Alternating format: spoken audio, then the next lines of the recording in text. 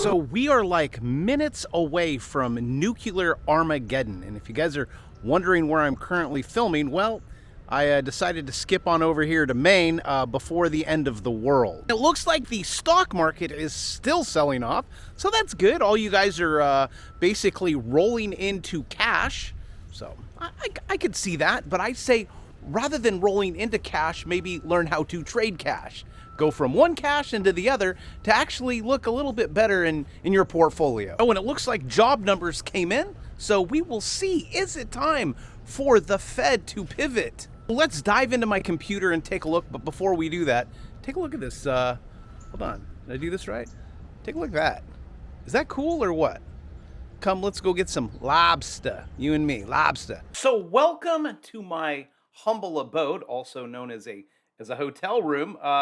I feel like Mr. Rogers. It's a beautiful day in this neighborhood. U.S. stockpiles anti-radiation drugs. What? Come on. You're like, but that's the Drudge Report. They're so one-sided. Hold on. I got more for you, Scott. Biden warns of nuclear Armageddon. Putin. I've been wanting to talk about this one. Putin isolated in a bunker.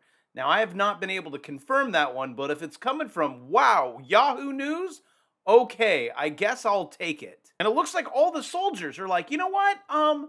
We kind of don't want to do this war thing, sir. Is there like another job? Bravo, get off of Drudge, get off of Yahoo, give me something more reliable, like Bloomberg.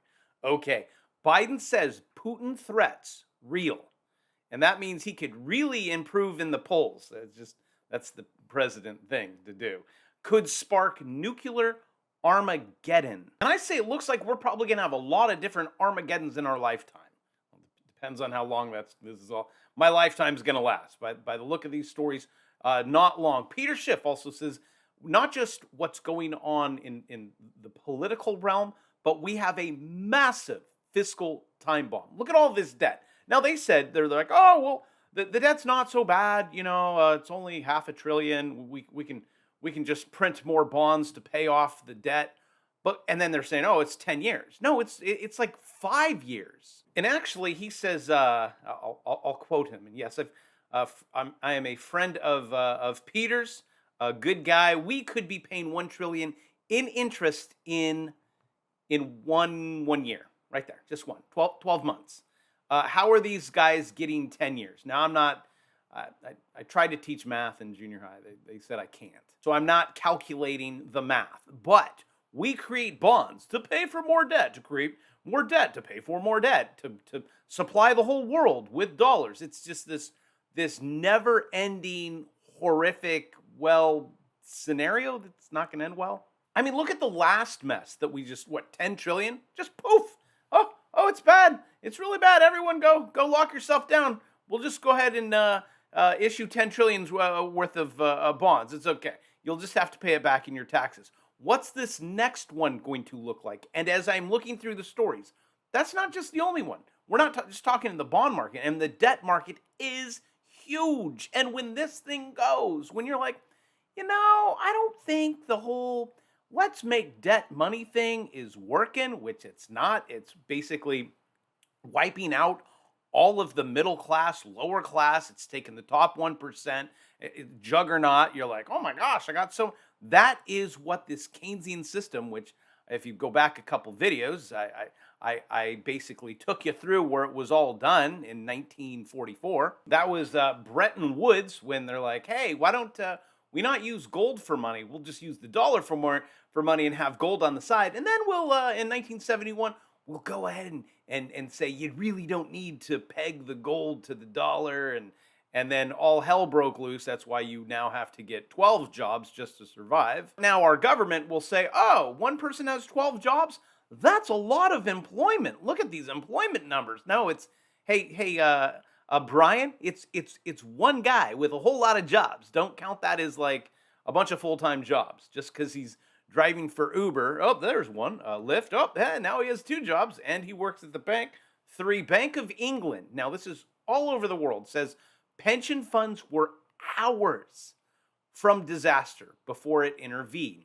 Well, that is because of this system that we created of debt is money and bonds are good and debt is great. Well, it's great until you cut off the supply and then the whole world starves and it all blows up. This war thing, and then we reset it, and you just have to make sure you have all the places, the pieces in place before you pull that whole great reset thing where you'll own nothing and rent from the elites who are the top 0%.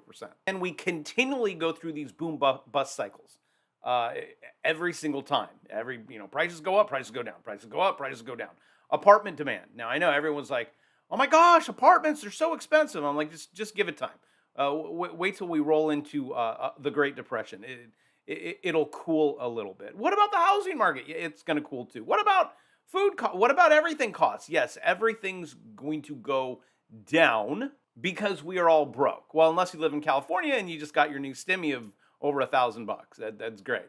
I guess Newsom's solved the inflation problem. Apartment demand unexpectedly fell during its busiest season, according to a new report.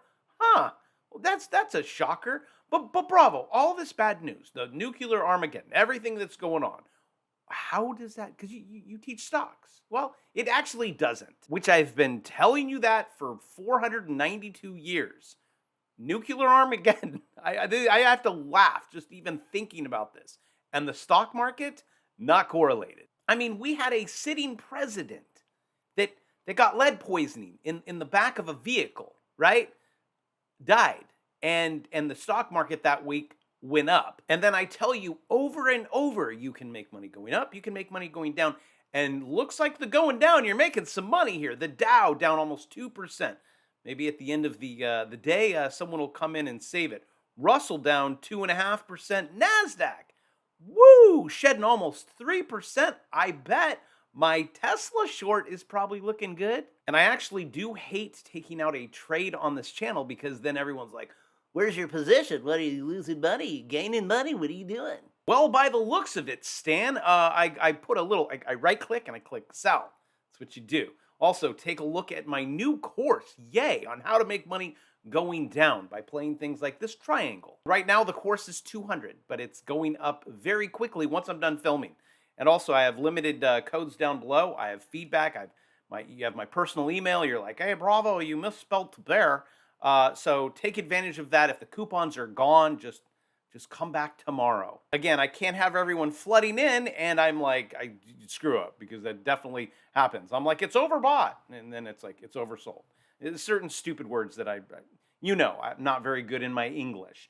But looking at on the Tesla, look at your RSI. That thing it's gonna bounce. So don't think I'm Johnny B over here is not going to be taking profit. MACD looking sweet. All right, more room to the downside. Looking at this, I'm going to take my first exit. I have it placed right there. I'm going to exit at 213. Started short at 254.24. We're at 230. I'm in the win. But as you know, you need to take profit. So grab the course, learn how to make money going up and down. And what I mentioned earlier was the dollar, which I've said on that one, swing trade it. Also link in the description if you're new. Start with my swing trading. Just learn how to swing trade the dollar. Also, this is just paper trading money.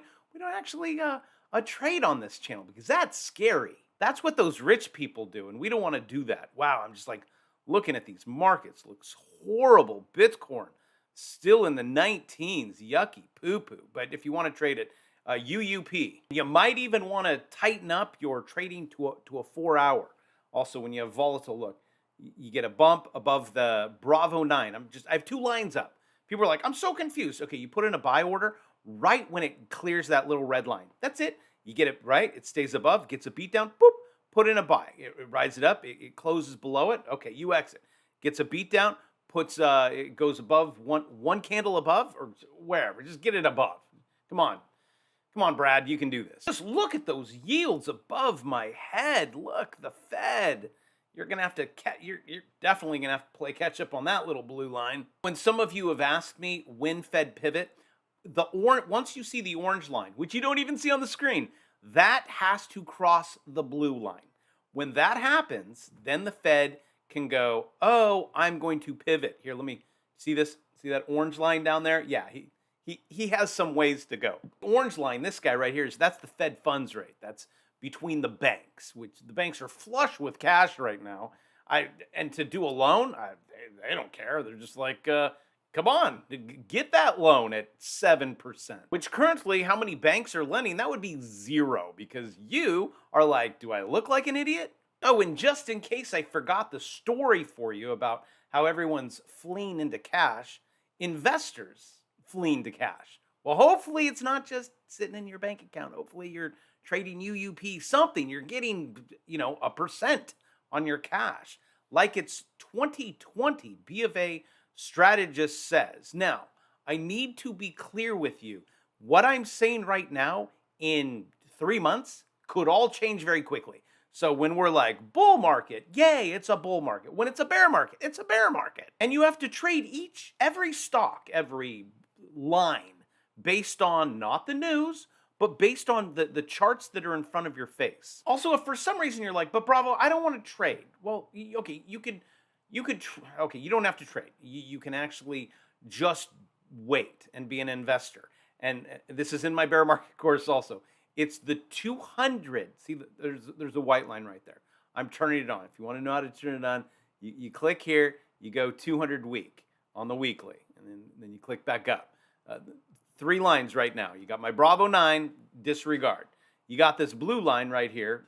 That is your S&P 500. This is currently SPX. If you want to trade it, it would be ticker symbol SPY. It's currently at $365.92, but it just changed.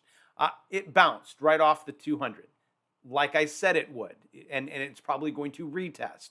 But once it breaks underneath that, you see, you only had a couple days underneath that during the last recession that they actually called it a recession. I guess this one, until we have elections, it's not. So once you cross underneath that, if you want to know, like, oh, where's the or where can I start catching falling knives in a bear market? That would be underneath that line, but we bounced. So guess you're going to have to wait for it a little bit longer, Stan. So if this is anything like 2008, when I sold everything, all my rental properties, my real residence, kind of like what I just did, everything, stonks, you name it, you're going to have to wait, okay? So it's not like, you're going to be underwater. If it's like the last one, you will be underwater for 882 days. So if you can be underwater for 882 days and feel good about it or okay about it, well, there's your dollar cost averaging in, but also you're going to lose almost 50% of your portfolio in that amount of time. So there's 2 things that you gotta suck it up, buttercup, and be okay with. Same thing happened in the Great Depression, but a whole lot longer. But it would go up, it would go down. So you had time. It wasn't like the Great Depression was the entire time. You actually had bear market rallies that you made a whole lot of money in. Well, that's if you know how to trade. But thank you guys. Take advantage of how to trade in a bear market. Link in the description, and I will see you tomorrow because I film every single day of my life, even though I don't have to.